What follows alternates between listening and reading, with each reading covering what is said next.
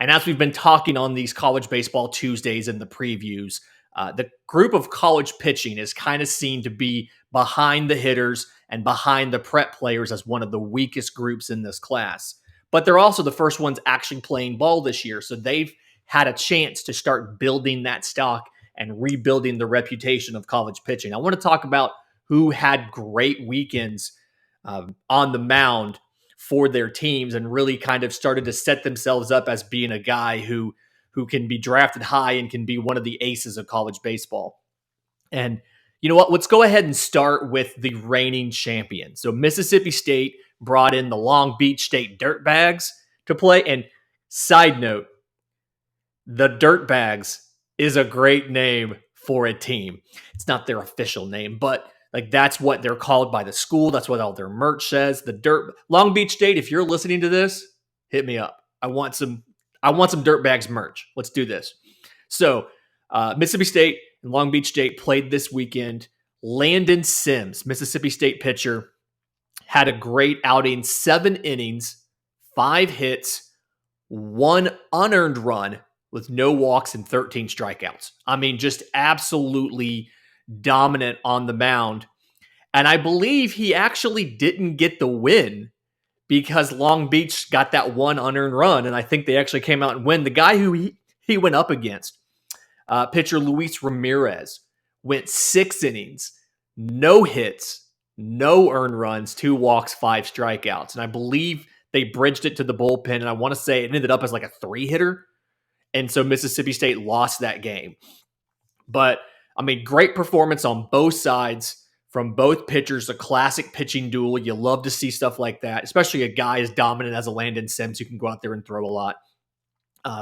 Unheralded guy who had a really great debut, Campbell pitcher Thomas Harrington. So a little bit of an older guy, just trying to get himself established, goes 6 innings against Appalachian State. 1 hit, no run, no walks. Love to see that. 13 strikeouts. Just absolutely dominant. One of those guys. We haven't obviously gotten to a preview yet that would talk about a Campbell. I think they're in kind of my mid-majors preview in a few weeks. But still, a guy who goes out there and, I mean, you strike out 13 guys, you don't walk anybody in only 6 innings. I mean, he faced 19 batters, struck out 13 of them. I mean, let's go.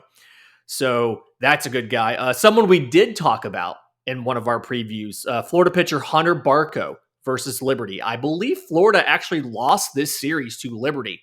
Opening week of baseball has always got wild results and stuff like that. But Hunter Barco, 6 innings pitched, 1 hit, no runs, 1 walk, 11 strikeouts on only 88 pitches. Pretty efficient outing. Not quite on track to get him a Maddox, but still one of those outings, really efficient, did pretty well. And then some guys we talked about actually just yesterday with the ACC preview.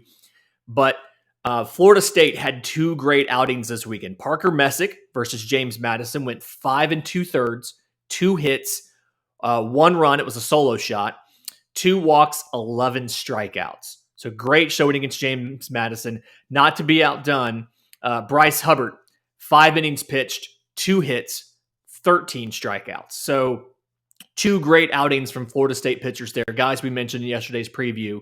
I do think Florida State has one of the better pitching rotations in baseball, and I'm excited to see what they do this year, but just looked really good. Look at guys playing high levels of competition. Maryland pitcher Nick Dean at Baylor.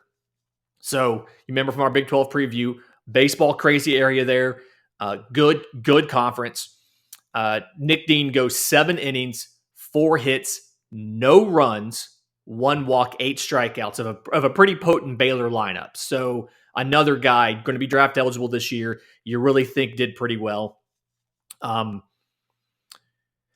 UConn South Florida game had an interesting matchup. Okay, so UConn pitcher Austin Peterson, 5 2/3, 5 hits, 1 run, 1 walk, 13 strikeouts. Other side of that same coin, USF's pitcher Jack Jaziak, I think I have that right, 6 innings pitched, 2 hits, 2 runs, no walks, 7 strikeouts. I believe they both got no decisions and that game went on and was settled later. But then kind of like one or two more good matchups. Indiana State pitcher Matt Jasick versus BYU goes 6 1/3, 6 hits, 7 strikeouts of a pretty potent BYU lineup. And then Cal right-hand pitcher Josh White goes 5 1/3, 3 hits, 2 walks, 10 strikeouts. So you're starting to see some of these college guys flash some of this dominance. And again, the whole big thing behind us thinking it's a weak class when it comes to college pitchers is guys, draft eligible guys right now in college have thrown about half of the innings that a typical draft eligible pitcher in college would have thrown, like on the aggregate. And it's because they lost 2020. It's because a lot of guys were trying to ramp back up in 21 and they had issues like workload issues, things like that. And so, a lot of these guys they have so much less production for us to see. And so we need to see them go out and do stuff like this. And I really like how a lot of teams, and this is becoming a bigger and bigger thing in college baseball, and I like it, how a lot of teams go out now and do a tournament that opening weekend where they're playing high levels of competition. I think about a team like Auburn. So Auburn went to the State Farm College Baseball Showdown. And rather than bringing in a Samford or somebody for 3 games at home, they get to go on the road and they play 3 different Big 12 teams. So they play Oklahoma on Friday night. Notre Dame transfer Tommy Sheehan starts, only goes an inning. Looks okay, but he's recovering from a partial TJ, so I get that. And then Saturday they get junior Joseph Gonzalez up against Texas Tech. And the kid looks absolutely phenomenal. He has a chance to show off a better slider, a newer two-seam fastball. Really kind of confuses Jace Young. We talked about Jace Young, reigning Big 12 Player of the Year, goes 0 for 4 with 3 strikeouts. Joseph Gonzalez has a chance to go out there and really kind of attack him and show this is what I have. This is my arsenal. This looks good.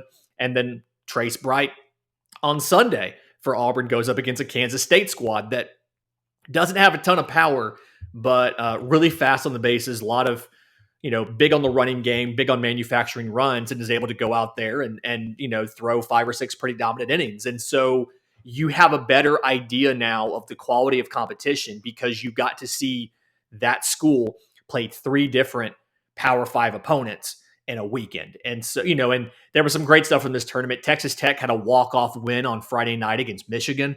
So, I like the idea of doing something like that so that you can see a lot of other teams and you can kind of see where all of this comes, like how they do against quality talent. I think that's a thing that we should work more on. More teams should do that.